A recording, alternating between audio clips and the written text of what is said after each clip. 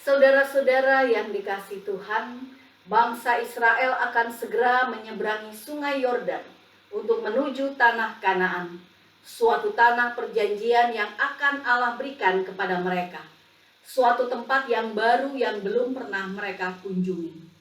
Apabila saudara berada pada posisi seperti bangsa Israel pada saat itu, apa yang ada dalam benak saudara?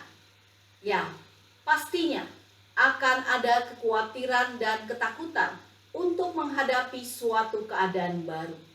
Tepatnya, mereka akan menghadapi peperangan untuk merebut negeri itu. Siap berperang berarti siap untuk merasakan sakit karena terluka, atau siap berkorban harta, tenaga, nyawa, dan sebagainya.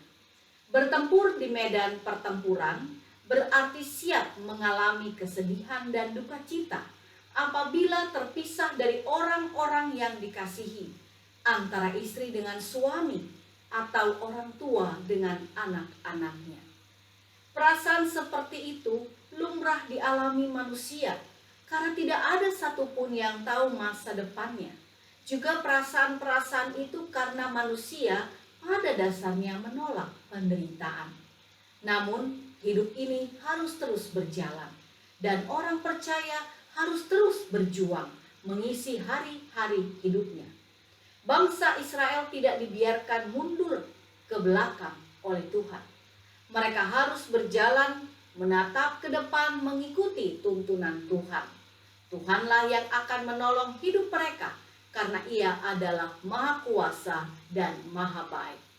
Saudara-saudara, dalam bacaan renungan kita dikisahkan perjalanan mereka dituntun Tuhan melalui kehadiran tabut perjanjian. Tabut itu berisi 2 lok batu tulisan tangan Tuhan tentang 10 firman. Tabut itu diangkut oleh para imam yang ditunjuk secara khusus olehnya. Mereka berasal dari suku Lewi golongan Bani Kehat. Menurut catatan di Bilangan 4 ayat 1-6, Tuhan sendiri yang memilih mereka untuk melakukan tugas khusus di kemah suci. Dia menetapkan agar tabut itu berjalan di depan bangsa Israel. Hal ini melambangkan Tuhan Allah yang berjalan di depan mereka untuk mengawal perjalanan dan pertempuran yang akan dilalui mereka. Jika Allah yang ada di depan, berarti Dialah yang akan berperang untuk mereka. Dialah yang akan melindungi umat-Nya. Jarak antara tabut yang diangkut dengan bangsa Israel adalah 2000 hasta. Satu hasta sekitar 45 cm. Jadi 2000 hasta sama dengan 90.000 cm atau 900 meter. Jarak itu cukup jauh sehingga menjadi sebuah petunjuk bagi umat yang berjalan di belakangnya. Jangan sampai mereka menyimpang ke kanan atau ke kiri. Kesaksian dalam bacaan renungan kita juga menegaskan tentang penyertaan Tuhan bagi bangsa Israel melalui Yosua. Dia menjadi salah satu pemimpin karismatik bagi orang Israel karena telah berhasil menempatkan peribadahan kepada Allah Israel sebagai satu-satunya Allah dalam kehidupan bangsa itu selama ia hidup, bahkan sampai para tua-tua yang memimpin sesudah kepemimpinannya. Dalam pimpinan Yosua, bangsa Israel pun telah berhasil merebut sebagian tanah Kanaan untuk dibagi-bagi menurut 11 suku yang ada. Suku Lewi tidak mendapatkan bagian tanah pusaka. Saudara-saudara, ada 7 suku di Kanaan yang disebutkan di sini untuk ditaklukkan, yakni orang Kanaan, orang Het, orang Hewi, orang Feris, orang Girgazi, orang Amori, dan orang Yebus.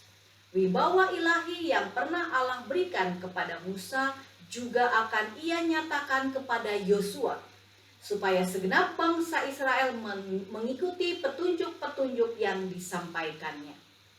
Tuhan Allah berkarya dengan sangat dahsyat bagi Yosua di hadapan bangsa Israel agar mereka percaya bahwa Allah tidak pernah meninggalkan umatnya dan bahwa mereka akan mengalami kejayaan ketika tunduk dan taat kepadanya.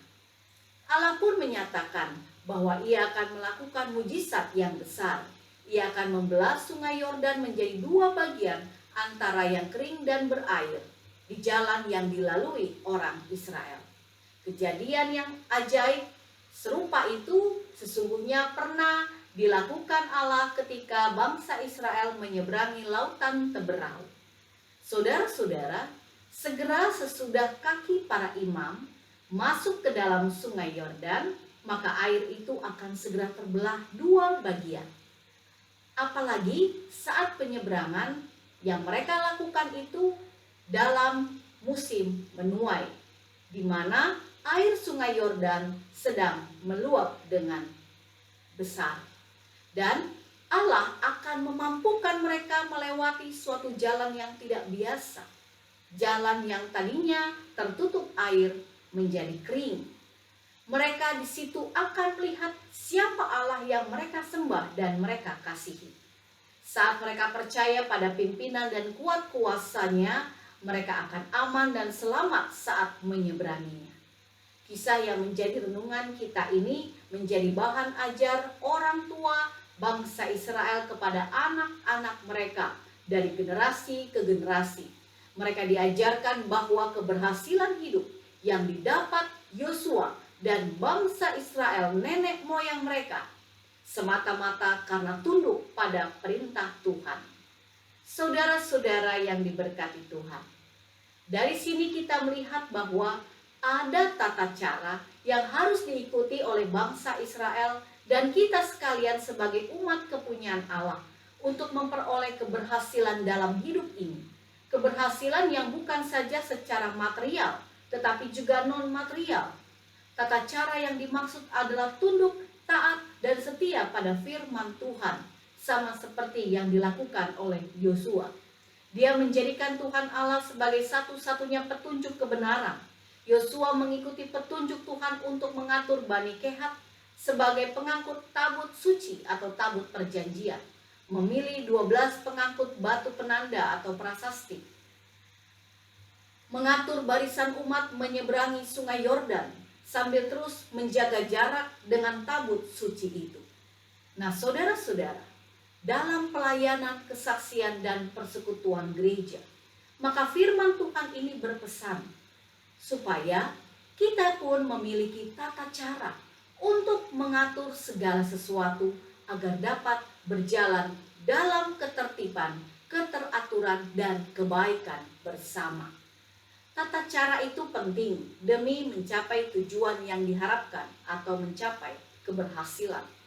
Ukuran nilai keberhasilan dalam Tridharma gereja itu, pelayanan, kesaksian, dan persekutuan adalah wujud sikap kasih mesra yang sungguh-sungguh dan rasa kerjasama yang saling melengkapi serta saling peduli satu sama lain.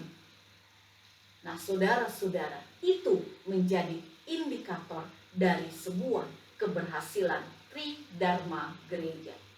Jika belum terwujud, maka persekutuan dan pelayanan kita masih sama dengan dunia sekuler.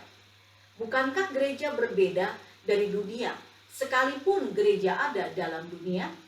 Jadi, sebagaimana keberhasilan Yosua ditopang oleh para imam, para tua-tua, dan seluruh bangsa itu, demikianlah kita adanya. Setiap kita dipercayakan untuk menata dan mengelola pelayanan serta persekutuan menjadi baik adanya. Warga jemaat dan majelis jemaat dalam segala kapasitas, jabatan, fungsi, dan tugas yang dipercayakan kepada setiap kita, semuanya perlu bersinergi menata kelola perangkat pelayanan yang ada ini dalam rasa tunduk dan taat kepada Tuhan Allah di dalam Yesus Kristus yang telah memberikan keselamatan, perlindungan, pertolongan, dan pengampunan buat kita sekalian. Selamat juga mengikuti sakramen perjamuan untuk menghayati kemurahan Tuhan yang sudah melayani kita. agar kita pun menjadi pelayan-pelayan Tuhan yang setia. Tuhan memberkati kita semua. Amin.